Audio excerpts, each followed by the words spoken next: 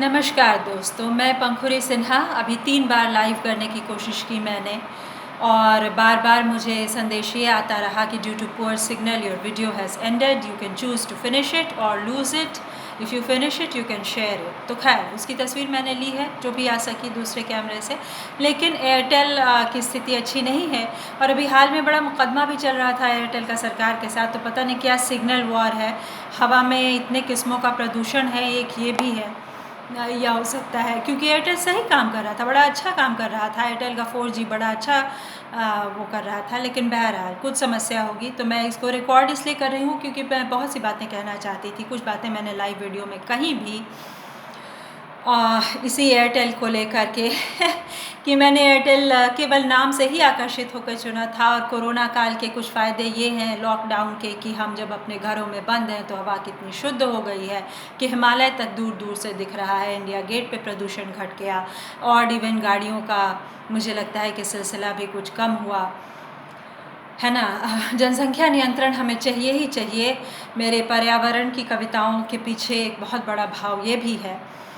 और कुछ एक बातें जो मेरे मन में खदबदा रही थी, जैसा कि मैंने वीडियो लाइव शुरू करते ही कहा था कि मैंने कहा था कि मैं सोमवार को करूँगी। मेरी एक कहानी का नाम भी है वीकेंड का स्पेस, लेकिन दिल है कि मानता नहीं और इसलिए मैं आ गई सामने आमने। कितना कठिन है लॉकडाउन, मतलब मेरी इच्छा हो रही थी कि एक बार ज़रा बाहर तक जाऊं और टहल मारती हुई कुछ पेन ड्राइव मुझे ख़रीदना है वो ख़रीद लूँ। और कल लाइव करने के बाद हुआ ये कि मैं अपने इस चश्मे पे बैठ गई तो ये थोड़ा सा टेढ़ा हो गया और जब ये अपने साथ हो रहा है तो पता चल रहा है कितना कठिन है। मुझे सर दर्द ना हो जाए तो इसको मतलब ऐसे करने से फिर भी काम चल रहा है। लेंस क्राफ्टर्स पास में ही है लेकिन कैसे जाऊँ, तो ये सब दिक्कतें हैं। और इस बीच में एक बात जो मैंने बाद में देखी वो ये कि देवेंद्र जी का संदेश था जब मैं गिरिजा कुमार माथुर पुरस्कार पे बात कर रही थी, तो ये कि वो कविता सुनाए। तो फ़िलहाल वो कविता यहाँ नहीं है। मैंने इसीलिए कहा था कि मैं अभी मुज़फ़्फ़रपुर में हूँ और मेरे पास बहुत सी चीज़ें नहीं हैं। मेरी बहुत सी किताबें दिल्ली में हैं, मेरी बहुत सी कविताएं भी दिल्ली में हैं, पूरी पेन ड्राइव दिल्ली में छूट गई है। तो वर्चुअल स्पेस के साथ मतलब वर्चुअल स्पेस के ख़त्म होने का जो ख़तरा है वो तो है ही है। जो पुरानी चीज़ें हैं वो भी नहीं मिल रही। और चश्मे का किस्सा एक ये था कि मेरी एक मौसी जो भी हाल में गुज़र गई और इसलिए अचानक से मुझे हंसी नहीं आ रही, वरना हम उनके इस किस्से को मतलब मेरी मौसी यानी मेरी माँ की एक कॉलीग एक बार वो चूड़ा भून रही थी कढ़ाई में और उन्होंने चूड़ा को फटक चून कर और अपना चश्मा जो है डगरे में ही छोड़ दिया और उसके साथ भून दिया तो वो चूड़ा जो है मतलब वो चश्मा जो है वो भी चूड़े की तरह सिद्ध हो गया था, पक गया था। जो भी हो, तो फ़िलहाल अगर आप देख पा रहे हैं तो मेरा चश्मा हल्का सा टिल्टेड है क्योंकि कल मैं इस पे बैठ गई। रुकावट के लिए खेद है वाले इतने विघ्नों के बीच। तो इतने सारे लॉकडाउन के चैलेंजेस के बीच एक सवाल जो बार बार सब कोई कर रहा है कि नरेंद्र मोदी जी ने आखिर ये 10 दिन पहले क्यों नहीं सूचित किया कि हम 22 को जनता कर्फ्यू करेंगे, उसके अगले दिन से लॉकडाउन करेंगे, जो भी आपको करना है कर लें। ये चश्मे वाली दुर्घटना से तो उसमें कुछ होता नहीं, वो तो मतलब दुर्घटना छोटी ही है, टच वुड, लेकिन मतलब पेन ड्राइव वगैरह मैं और ख़रीद लेती और भी बहुत कुछ हो जाता। लेकिन खैर, तो रचना प्रक्रिया का ये है दोस्तों कि वो इन बातों से प्रभावित होती है, आम दिनों की ज़िंदगी से, हमारे माहौल से, कितनी ही बातों से। तो मैं कह रही थी कि 3 देशों में मैं रही।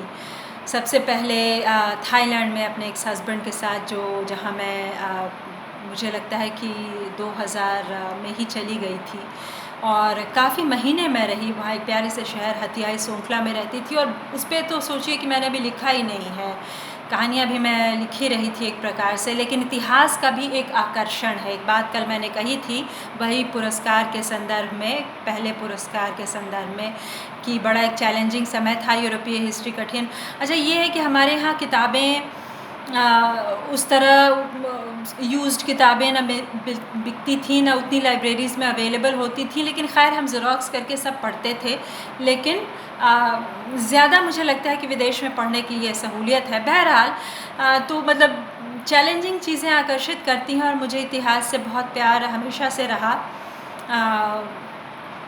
यूरोपीय और अमेरिकन हिस्ट्री से उतना नहीं, लेकिन यूरोपीय हिस्ट्री से ख़ास करके ब्रिटिश इम्पीरियलिज़म मेरा विषय रहा। और जब तक मैंने जब दोबारा दाखिला लिया अमेरिका में रहते हुए सनी बफलो में मास्टर्स में, तो बहुत अच्छे नंबर मुझे आ रहे थे, सभी ए आ रहे थे। और लंबी कहानी है कि कैसे मैंने अपना लगभग हासिल ग्रीन कार्ड ड्रॉप किया एक स्टडी परमिट के लिए, कुछ अजब किस्मों के तनावों के तहत, यानी कि जिस लाइन में नागरिकता की मैं लगभग पहुंचने वाली थी उसको छोड़कर और पहले जाकर लाइन में खड़ी हो गई शुरू में, एकदम आखिर में। अब 4 साल 6 साल और इंतज़ार करने के लिए, या हो सकता है और भी ज़्यादा। ऐसा हो जाता है कई बार, मुझे ऐसा नहीं करना चाहिए था, लेकिन कोई बात नहीं। अब मुझे ये लगा कि हो जाएगा, ऐसी क्या मुश्किल है। उस वक्त तक मुझे सब बहुत आसान ज़िंदगी जब लीनियर फैशन में चलती है तो बहुत आसान होती है, और जब उसको एक बार घुमा कर वापस लाया जाता है तो कठिन दिखती है। तो मैंने ये सोचा था कि कोई बात नहीं, हम बहुत अच्छे प्रेमी थे। मैं अपने एक्स हस्बैंड की बात कर रही हूँ। बहुत गंभीर था हमारा प्रेम, लेकिन गंभीर प्रेम ही टूट सकता है, और हम दोस्त रहेंगे। लेकिन दोस्तों, मुझे तो देश निकाला मिल गया। जिस घर को मैं ख़रीदना चाहती थी, दोबारा से सजाना चाहती थी, उस घर में मैं अब तक नहीं पहुंच सकी हूं। तो अब देखिए कब पहुंचती हूं। मैं भी व्यग्र हूं, लेकिन फ़िलहाल कविताओं का, कहानियों का, किताबों का साथ है, आपका साथ है, जो सबसे ज़रूरी और सबसे महत्वपूर्ण है। आज की तारीख़ है 18 अप्रैल 2020, और हम एक अविश्वसनीय कोरोना कहर में हैं। और मैं उस रचना के संदर्भ में जिसे पहला पुरस्कार मिला था और जो अभी मेरे पास नहीं है, एक बार फिर मैंने उसे ढूंढने की कोशिश की। तो एक बात ये कहना चाहती हूँ कि वो तो नहीं मिली, लेकिन कुछ एक दूसरी रचनाएं मिली, और एक कहानी मिली जो उन्हीं दिनों लिखी थी, और जो एक कॉलेज फेस्ट में, DU के किसी कॉलेज के फेस्ट में, मुझे लगता है कि जानकी देवी कॉलेज में या वेंकटेश्वर में नहीं गई हूँ, मुझे लगता है जानकी देवी और किरोड़ीमल, मैं इन्हीं 2 कॉलेजेस में गई हूँ। जानकी देवी में उस कहानी को पहला पुरस्कार मिला था, और उस वक्त हमारे शहर के बहुत बड़े कवि आचार्य जानकी वल्लभ शास्त्री, जिन्होंने पद्म विभूषण लेने से इनकार किया था, या पद्म भूषण लेने से इनकार किया था, उनकी पत्रिका बेला में वो कहानी छपी थी। ये वो अंक है, और ये कहानी मैं आपको सोमवार को सुनाऊंगी। इस कहानी का शीर्षक है साधारणता, और तभी हम बहुत सी बातों पे बातें करेंगे। कहानियों की प्रकृति, उनकी शैली। हिंदी मेरा विषय नहीं है, लेकिन मुझे लिटरेचर बहुत फैसिनेट करता है, बचपन से ही बहुत फैसिनेट करता है। मेरे माता पिता दोनों का विषय था लिटरेचर, और मेरे मौसा जी का इतिहास। लेकिन ये केवल इसलिए नहीं है, औरों का भी इतिहास विषय घर में था। ये केवल इसलिए नहीं था ये कि उससे फैसिनेशन हो या ना हो, ये इसलिए था कि मुझे मतलब वो German history, second world war, और वो वर्साई की संधि, और ब्रेड मार्च, और ब्रिटिश इम्पीरियलिज़म, कैसे कोई जहाज़ में बैठ के आके पूरे एक देश को ग़ुलाम बना सकता है, पूरी दुनिया को ग़ुलाम बना सकता है, क्या हुआ होगा। और मेरा आलम ये होता था कि जब मैं कनाडा में थी तो मेरे जो स्टूडियो, यानी मेरे सिंगल सीटर जो मुझे बाद में मिला था, उसकी दीवारें जो हैं वो मतलब इंग्लैंड के काउंटी मैप से लेके तमाम उनके ऑफिसेस, मतलब कमांडर इन चीफ के नाम और वाइसराइज के नाम और वगैरह वगैरह से भरी रहती थी। और ये एक लंबा किस्सा है, जैसा कि मैंने आपको कल कहा कि मैंने इमिग्रेशन का संघर्ष किया है। तो और ये जगह बार बार आई थी, ये ख़बर भी बनी थी कि पासपोर्ट एक्सपायर कर रहा था, और स्टडी परमिट के रिन्यूअल में उन्होंने 2 साल लगाया। तो कहने का मतलब कि ये 2 साल जो है, वीज़ा इंटरव्यू की चिट्ठी मेरे हाथों से यूँ निकली कि 2 घंटे लेट में पहुँची, मुझे समय पे नहीं दिया गया। वो चिट्ठी तब मेरे पास पहुँची जब मैं कमरा बदल रही थी।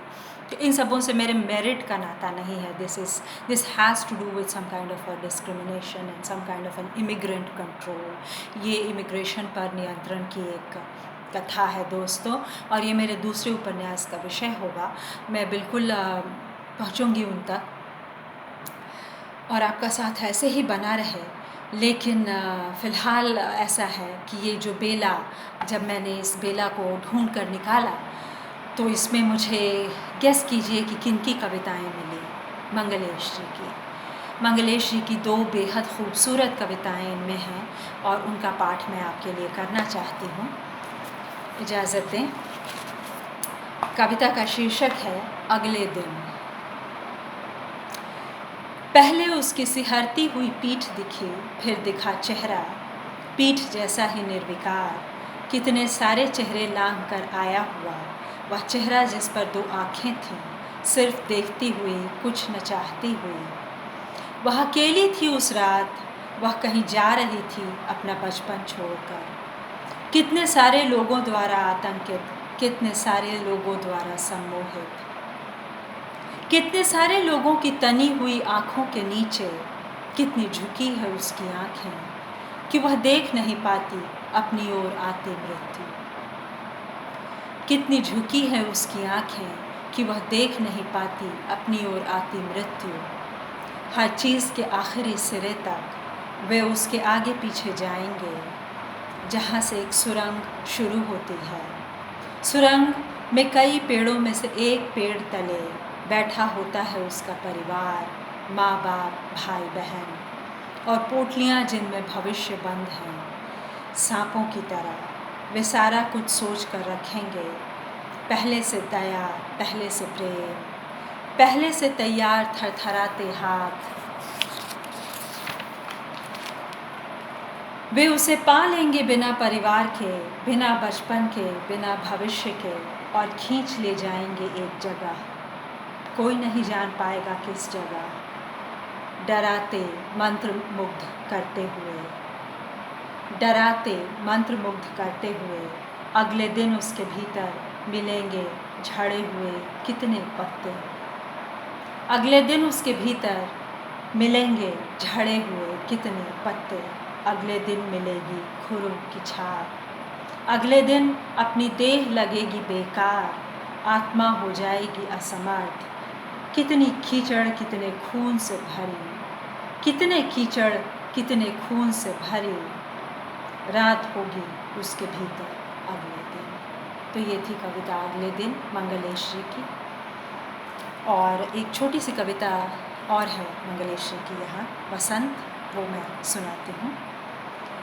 इन ढलानों पर वसंत आएगा हमारी स्मृति में, इन ढलानों पर वसंत आएगा हमारी स्मृति में, ठंड से भरी हुई इच्छाओं को फिर से जीवित करता, ठंड से भरी हुई इच्छाओं को फिर से जीवित करता, धीमे धीमे धुंधलाता खाली कोटरों में।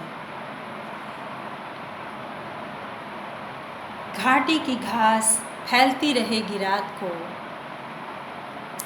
घाटी की घास फैलती रहेगी रात को, ढलानों से मुसाफिर की तरह गुजरता रहेगा अंधकार, ढलानों से मुसाफिर की तरह गुजरता रहेगा अंधकार।